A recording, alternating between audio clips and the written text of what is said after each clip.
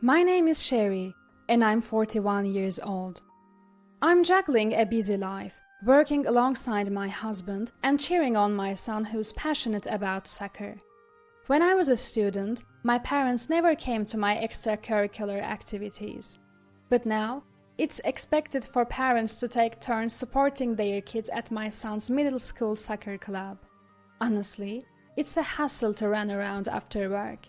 Still, I want to support my son who's all fired up about winning the league championship. So, I can't slack off when it comes to helping out during practice. This year, the team is especially strong. The starting lineup is filled with motivated and skilled players, boosting the team's morale. We're all working hard, aiming for that long-desired championship. But with that comes the inevitable parent interactions within the club. Yes, the so-called parent politics. And lately, it's been causing me some stress. Sherry, you really need to get here earlier. Even though I arrived 10 minutes before the scheduled time, Jewel, a mom who likes to take charge, complains to me. I think I'm on time. Plus, there are others who haven't arrived yet.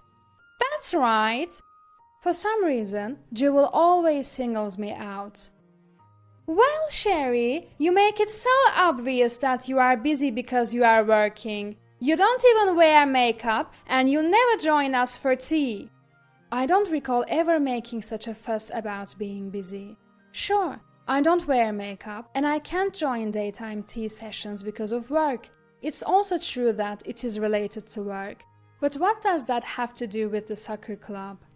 Frankly, if you have to work to make ends meet, I don't know why you'd even think of joining a soccer club. Excuse me? If you can afford to be in this club, you should be a stay-at-home mom with both time and money to spare, Jewel declares. Well, I was about to argue, but other parents started gathering, and the atmosphere wasn't right for it. My son is doing great as a starter, and I generally get along well with the other parents. But every time I see Jewel, I can't help but feel uncomfortable. I've been trying to keep my distance, but then... We live on the top floor of that high-rise, the 40th floor. During a break in a practice game one weekend, Jewel pointed to what locals call the Kitten Tower. A 40-story luxury high-rise that's become a symbol of the area. Oh, really? Confused, I just nodded along. It's not a big deal, it's a luxury condo, but it's too big for just the three of us. It's a hassle to clean without a housekeeper, you know. I didn't know how to respond, but another mom chimed in. The floors about 35 are one family per floor. The 360-degree view is such a luxury. Jewel seemed quite pleased with herself. Ah, I see. Oh, excuse me. My husband just arrived, so I'll be heading out for work. We're switching places to support our son. My husband had worked in the morning, and I was scheduled for the afternoon. We had planned to swap roles in supporting our son. While the other friendly moms wished me well, Jewel smirked. Oh, how hardworking you both are. Well, do your best. We'll all be going for tea after the game. Alright then, take care. I didn't have time for more chit-chat, so I hurried off to work. Fast forward to the next week. Hey Sherry, I heard you live in a single-family home. Jewel spoke loudly, unnecessarily so. After you left the other day, your husband and I talked about homes. He mentioned you live in a single-family home. Is that true? Yes.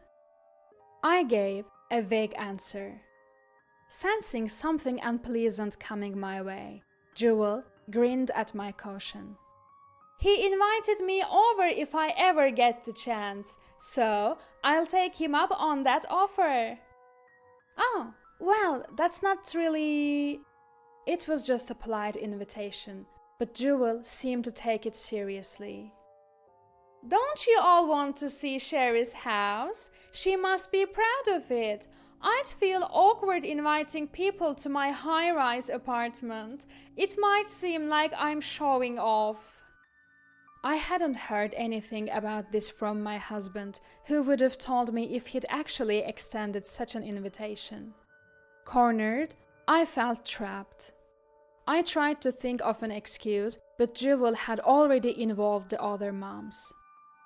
You know how upper-class homes offer room tours? I'm sure Sherry's house is small, so we don't need anything fancy. Let's get to know Sherry better, who's always too busy for tea. We'll have a tea party at her house at her convenience. Jewel started planning right away. I tried to decline multiple times, but she wouldn't back down, saying my husband had invited her. I'd let her arrogance slide because I didn't want to hassle, but her persistence was getting on my nerves. Don't worry, I'm sure you could only afford the house because both of you work. Even if you're a poor family with a low income, I'll appreciate your effort. That was the last straw. Fine, you're welcome to come. I had tolerated her looking down on me and mocking our dual-income lifestyle. But when she started belittling my husband, I couldn't let it slide any longer. Oh, really? Well, I'll take you up on that. But I wonder, will everyone fit in your house? Jewel smirked triumphantly. By the way, avoid the end of this month, okay? We're going on an overseas trip. It's a hassle to prepare, and honestly, traveling too much gets boring. I was fed up with Jewel's self-serving conversation. I was tired of this back and forth. Lately, I'd noticed that Jewel's condescending remarks were making the other moms uncomfortable. If this continued, it could even cause discord within the soccer team. So I decided to go ahead with the home tour. Finally, the day arrived. I was waiting at the meeting spot when Jewel pulled up in her car. Thanks for coming to meet us. Where is the parking? Oh, I told everyone here is parking because you said so. They'll all be driving here. Jewel grinned. It was obvious she was trying to make a mockery of the situation. You see, her call yesterday went like this. Sherry, does your house have parking? Some people with small properties rent separate parking spaces. You know, is your parking on site? Her question was only to confirm if we had parking, not whether they could come by car. I hadn't said a word about everyone driving over, but still. Oh, I see. Could you please park over there? There should be plenty of space for everyone else too. I directed Jewel to an open lot nearby. Oh, I see. Jewel seemed to click her tongue subtly. How convenient that there's an empty lot nearby. As Jewel muttered, the other moms started to arrive. Looks like everyone's here. Thanks for inviting us today, Sherry. So, is that your house? It's quite small and cute. It suits you perfectly. Jewel laughed, looking at a house right behind me. It's amazing you chose to live here, so close to that mansion. It's like you are being shown your limits. The other moms looked uncomfortable at Jewel's harsh laughter. I quickly spoke up. Ah, no, our house is over there. This building is for our housekeepers. Jewel burst into laughter when she looked where I pointed. Oh, on the other side of the mansion. I can't even see it from here. Shall we go? Jewel immediately started walking ahead. Jewel, the entrance is over here. I called out to Jewel as she walked past the gate to my home, and then opened it. Wait, this is your house, Sherry? What? Jewel let out a scream-like sound. Yes, the mansion Jewel had just mentioned was actually my home. The empty lot was a space we were planning to turn into a soccer field for the kids. The cute little house she referred to was the living quarters for our housekeepers. "Please, come in. Our home is designed in mid-century modern style." I walked across our simple yet harmoniously designed front yard towards the entrance. Our housekeeper, who had been waiting, greeted me with, "Welcome back, ma'am," and helped us inside. Just then, my friend Stella unexpectedly dropped by. "Sherry, I found something cute while I was out and bought it as a gift. Oh, am I interrupting?" Stella started to leave, feeling awkward in front of the soccer moms, but they insisted she stay, so Stella joined us for tea. "Oh, how rude to have friends drop by without an appointment," Jewel muttered, lacking her usual gusto. Ignoring her, I led everyone inside. "Let's have a tour of the house later. For now, please have a seat. I'll prepare some tea and snacks." "Is this for real?" Jewel mumbled, half in shock, as I led her to the great room. The weather was nice, so the doors facing the courtyard were open, revealing well-maintained lawns and shimmering pond. "You have a garden and a large pond inside your property?" Jewel was speechless. "Feel free to explore the garden. My husband designed both the house and the garden, so he'd love to hear your thoughts." While I was explaining, the housekeeper prepared the tea. "Today's snacks are from my company, a product we're planning to launch soon. I hope you like them and would appreciate your feedback." The other moms cheered at the sight of the beautifully arranged snacks. "Wait, Sherry? Your company? And your husband designed the house? What's this? Were you pretending to be poor, tricking me and laughing behind my back?" Jewel, who had been silent, suddenly blurted out this outrageous accusation. "I never tricked anyone. If you didn't know, it's because you never asked." I was utterly exasperated. Let me take this opportunity to explain. I ran a company that focuses on next-generation snacks. Due to hygiene reasons, I can't wear makeup, and because of my responsibilities, I can't be away from the company for long. So, I usually can't join you for tea. My husband also runs an architecture firm, so we are both working professionals. After reintroducing myself, the other moms applauded, but Jewel's mood plummeted. "Who cares about this big, empty house? For your information, I live on the 40th floor of a high-rise." Just as I was about to respond to Jewel's sudden outburst, Stella clapped her hands in realization. "Sherry, it's her, isn't it?" I nodded at Stella's excited question. Then she talks to Jewel. "Hey, you live on the 40th floor of what they call the Kitten Tower, right?" Caught off guard by Stella's innocent question, Jewel regained her usual confidence. "Yes, so what?" Stella grinned and asked, "Can you show us pictures of your place? The view from your room, maybe. You must have taken some on your phone, right?" Stella tilted her head cutely, and the other moms chimed in, saying they'd love to see the pictures. However, Jewel feigned regret. "Oh, I'm sorry. Living there has become so normal for me that I've never thought to take pictures. So no, I don't have any on my phone." Jewel made a disappointing face. Stella burst into laughter at Jewel's response. "What's so funny?" Jewel raised her voice, clearly irritated.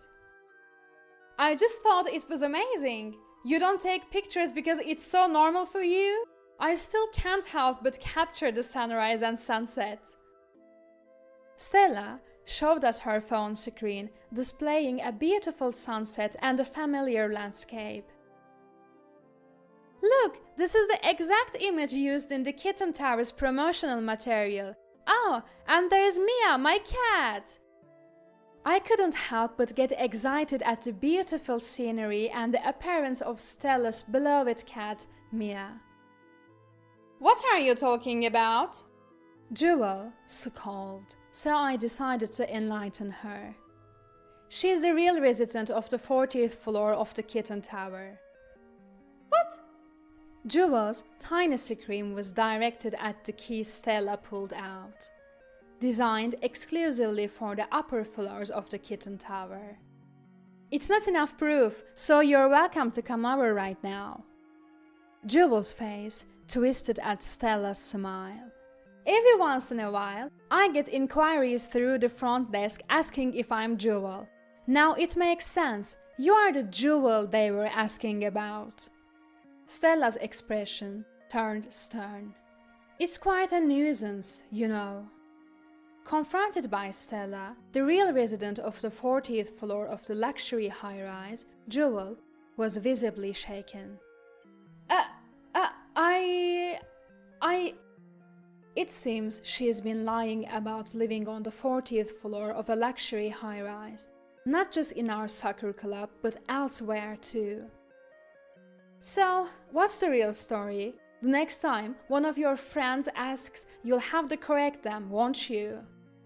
Cornered by Stella's questioning, Jewel trembled like a newborn fawn, attempting to flee. Tell the truth! Yikes! Blocked by an angry Stella, Jewel gasped and shook her head, but there was no escaping the truth. I live on the 1st floor. Jewel finally admitted, her shoulders slumping. Oh, the 1st floor. So, if you count from the top, that's the penthouse. Isn't that clever? Should we laugh it off? Though Stella's tone was playful, she was clearly furious. The other soccer moms all looked at Jewel with disdain. You know, some people deliberately chose to live on the lower floors of luxury buildings.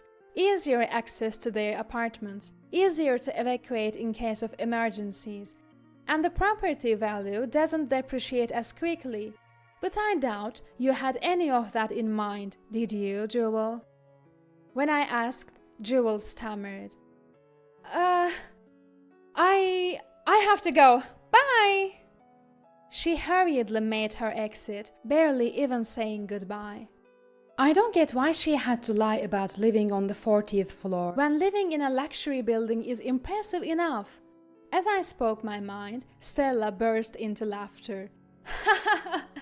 You know, Sherry, you might not be aware of this since you've only lived in a single-family homes, but in luxury high-rises, the price varies greatly depending on the floor. Some people really care about the hierarchy based on which floor they live on.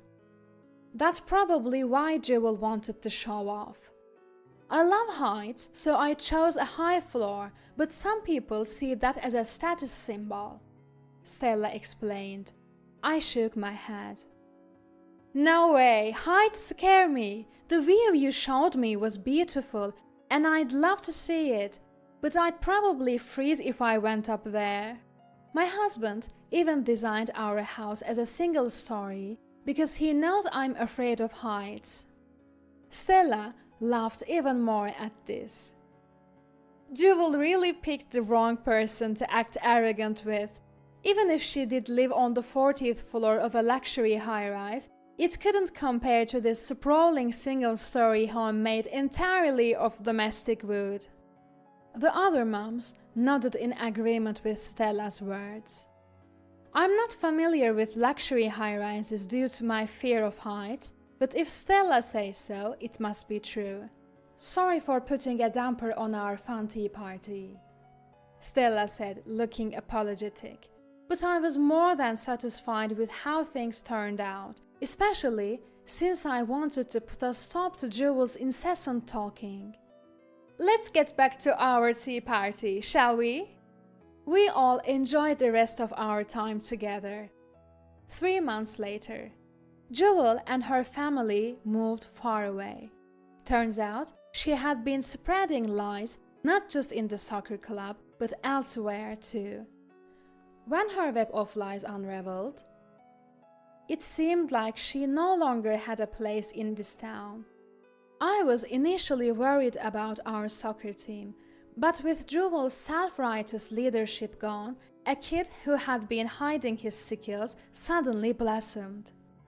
In fact, the team's atmosphere and skill level improved so much that winning the league now seems like a real possibility. Between you and me, I was really fed up with Jewel's arrogant attitude.